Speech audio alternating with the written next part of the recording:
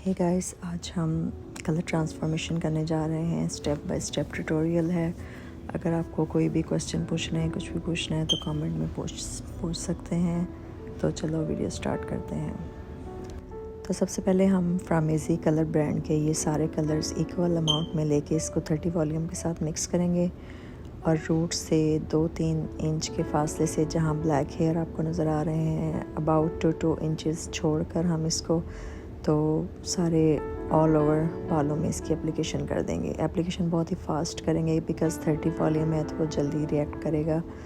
तो सारे बालों में अच्छी तरह से एप्लीकेशन करने के बाद फिर फ़ौरन ही हम रूट में एप्लीकेशन स्टार्ट कर देंगे। तो एप्लीकेशन बहुत ही फास्ट होनी चाहिए और सारी एप्लीकेशन स्टेप बाय स्टेप करेंगे, थोड़े थोड़े पतले से और थिन सेक्शंस लेके तो उसमें करेंगे।